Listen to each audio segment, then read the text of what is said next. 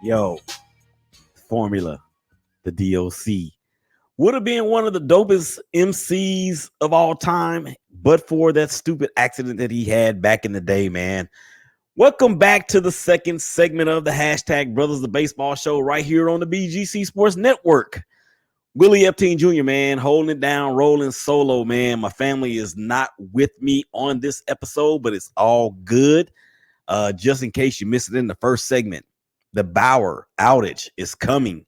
I discussed again how I believe Trevor Bauer's days in Major League Baseball may be over due to the sexual assault, sexual whatever allegations out in LA or California. Jeff Passan reporting from ESPN on Tuesday that there is a good chance that he is done for his career. Of course, that all depends on what shakes out with the investigation. And even if the criminal investigation reveals that he is not guilty, that don't mean that Major League Baseball is not going to come in knocking. So, and we also talked about the thumbs down campaign between Javier Baez as well as Francisco Lindor in New York. Just so happens that Javi Baez scored the game-winning run as they walked it off against the Miami Marlins and losing a diamond earring in the process. So that's the saga that continues to be the New York Mets. Thank you guys out there for checking us out on Facebook Live as well as Periscope and on the network's Facebook page. That is on BGC Sports Network on Facebook Live as well. Thank you guys for that. Before we move any further in this second segment, it is being brought to you by, let's see, who do we want this to be brought to you by? This is going to be brought to you by, even though this is a baseball show, it is brought to you by football season because it is here. We're giving you a double dose on football tonight. Tune in to the BGC Sports Network all season long for the Crowley Eagles and on the BGC Sports Network 2 for the Dunbar Wildcats. Twice the coverage and twice the intense high school football action. Just go to bgcsports.net for bgcsports.net for schedules and times. All right, to the dopest engineer on the planet, Big Day, baseball fans all over the globe. Our time is here, man. As the hunt for October is on, September, we are here. And there are a lot of things that are going to be shaking out here in these last 30 days or so of the season, to include the power rankings. We have 4 weeks left, and I'm looking for some moves to be made, some positions to change, as this thing is becoming very, very much more fluid than we've seen it in quite some time. We're going to get to the power rankings here in just a second. I want to give kudos to Major League Baseball, particularly the MLB Players Association, because as of the end of August, MLB and the MLBPA are embarking on a 101 days of Negro League facts in support of the Negro Leagues Baseball Museum. They're going to be launching a digital and social media campaign, ladies and gentlemen, that will unveil a Negro Leagues fact per day until the end of the 2021 regular season. I think this is so dope because of two reasons. Number one, African Americans, black players, Negro player, whatever you want to call us, except for that word and that word and that word. But in terms of baseball players, and as this associates with the Negro Leagues, they have figured so prominently in the history of baseball, not just in terms of all-time great players, but also social initiatives that have taken place throughout the country. We know about Jackie Robinson Day. I think that's a phenomenal thing that the major leagues have put on for quite some time. And number two, that hopefully this will bring some of men and women and boys and girls that are the same shade of color as I am back to becoming interested in Major League Baseball. So those are two things I'm looking forward to with this initiative. I'm going to keep my close eye on this and see how it all plays out.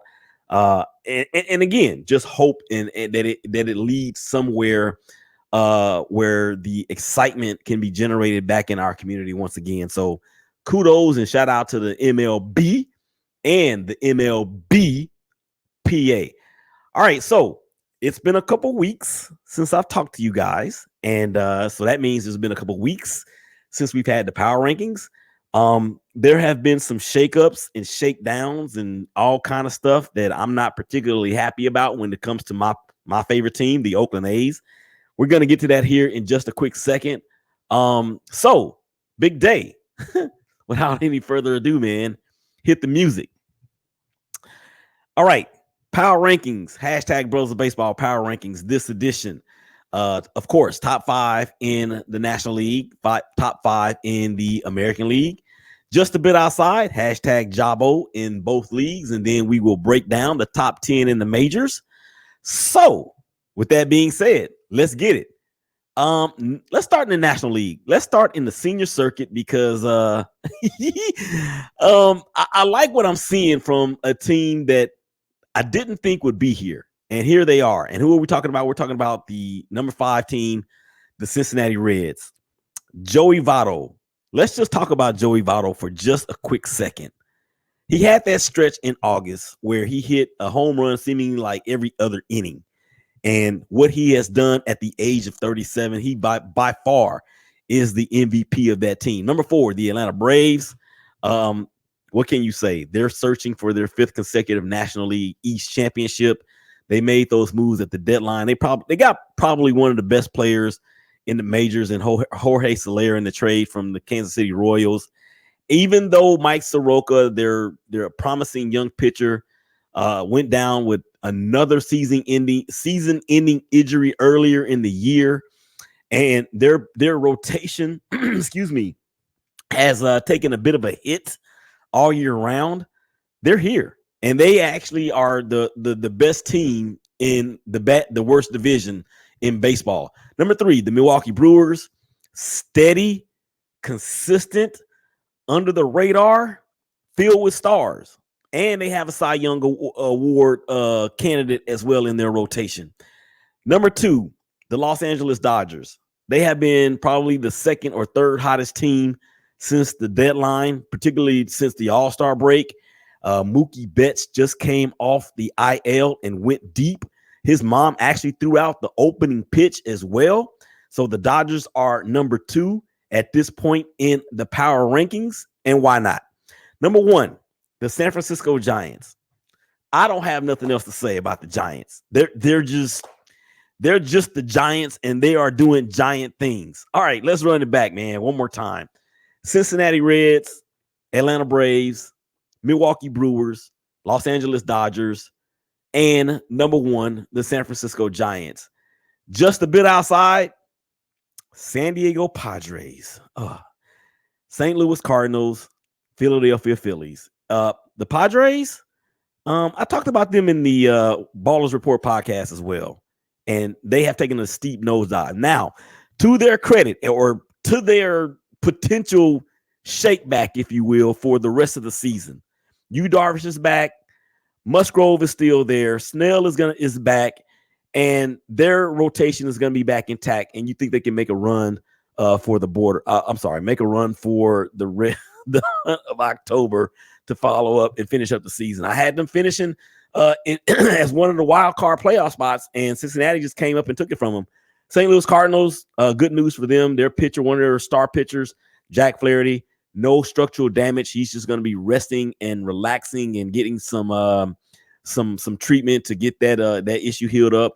And the Philadelphia Phillies, Bryce Harper has been on fire since the All-Star break, probably the best player in the game since that point. All right, let's swing it over to the American League. Top 5 there.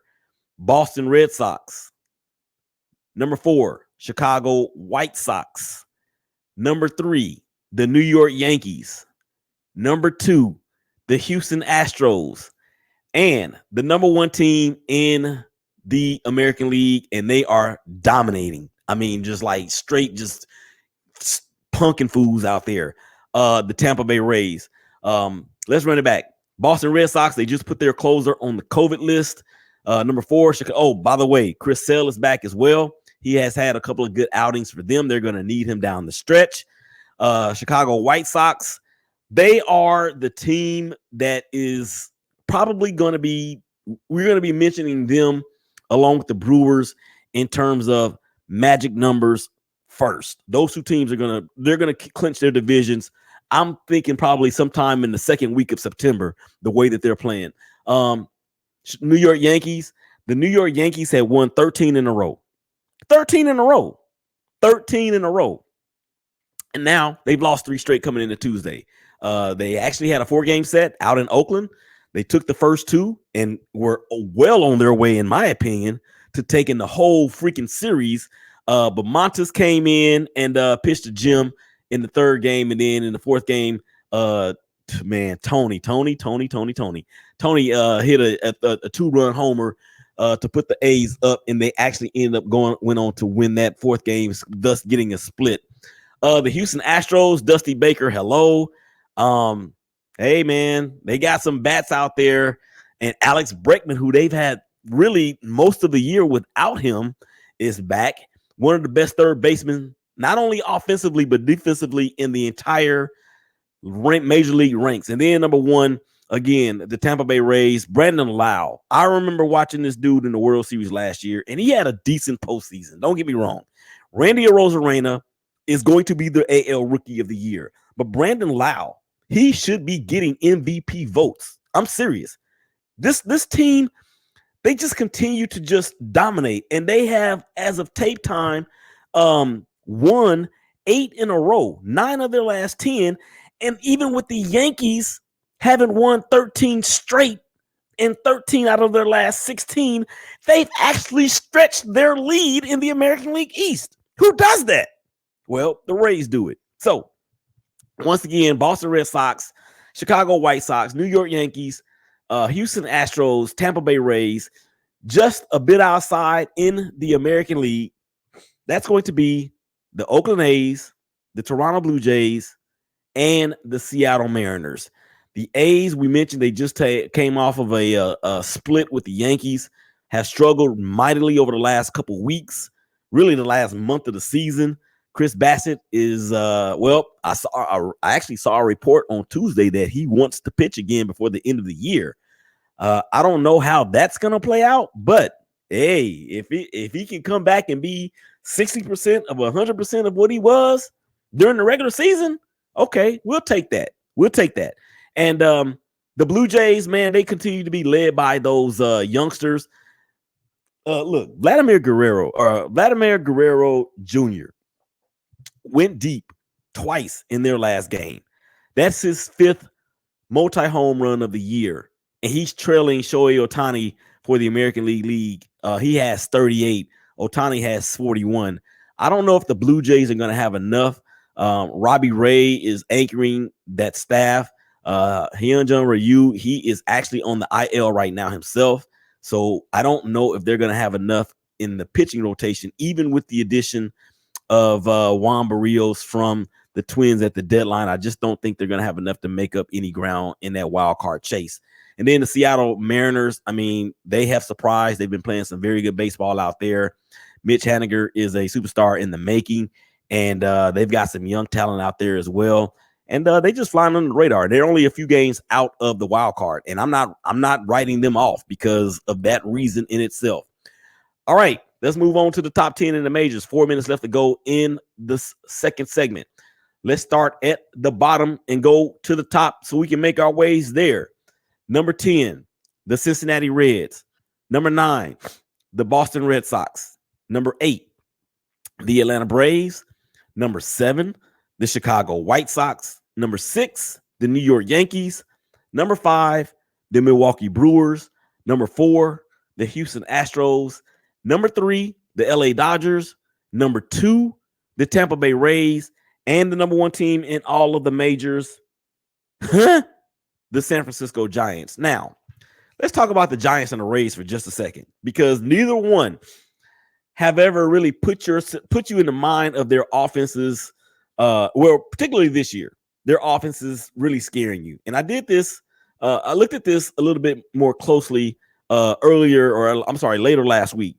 The Giants are average at best offensively. I mean, the addition of Chris Bryant at the deadline, huge, no doubt about that.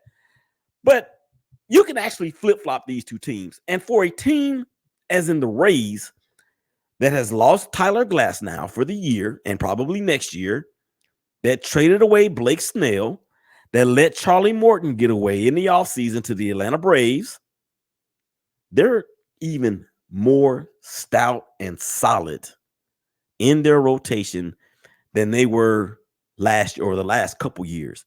And Kevin Cash, say what you want to about how he treated Blake Snell in the World Series last year. I will continue to say it. That dude is one of the best tops in all of the majors. I mean, he is that guy. And look, there's not much of a separation between the Giants and the Rays. But there's really not that much of a separation between the Dodgers and the Astros either at 4 and 5. Or I'm sorry, at 3 and 4. So if you look at this from the standpoint of a potential Final Four, I could not imagine, or I could not imagine rather, the Giants, Rays, Dodgers, and the Astros all right there playing for the pennant in either league. And I know people are yelling and screaming and they're excited about the Yankees. So be it. Yeah, they did win 13 in a row, but the issues that the Yankees have, they still have them. And that is their rotation. And now with Zach Britton, he's been transferred to the 60-day IL, one of their big-time relievers. That's going to hurt them. That is going to hurt them, even with the addition of Rizzo, even with the addition of Gallo, even with Rougned Odor swinging a pretty good bat right now. It has been for the better part of a few weeks. It's not going to be enough because you cannot run Garrett Cole out there 5 days in a row. You can't run him out there every third day. And they're going to be their Achilles heel, in my opinion, is their rotation. All right, let's run it back. And we got about a little bit less than a minute left to go in the segment. Excuse me. Number 10, Cincinnati Reds. Number 9, Boston Red Sox. Number 8, Atlanta Braves. Number 7, Chicago White Sox. Number 6, New York Yankees. Number 5, Milwaukee Brewers. Number 4, Houston Astros. Number 3, the LA Dodgers. Number 2, the Tampa Bay Rays. And the number 1 team in all of baseball remains the San Francisco Giants, as they are maintaining a stranglehold on that spot. One thing I want to mention too about the Dodgers, man, who would have ever thought that out of Walker Buehler, Clayton Kershaw, that Rios would be the one that's dominating for them with the league high, MLB league high 15 victories. He's on his way possibly to a Cy Young award for himself. All right, that's going to wrap it up for the second segment. Y'all come back on the other side of the break. We're going to celebrate Michigan and also talk a little bit about what's next. Come on back on the other side of the break. Boy, your boy Willie Epstein Jr. Shake back. Nope. # Brothers of Baseball. Y'all come on back and holler at us.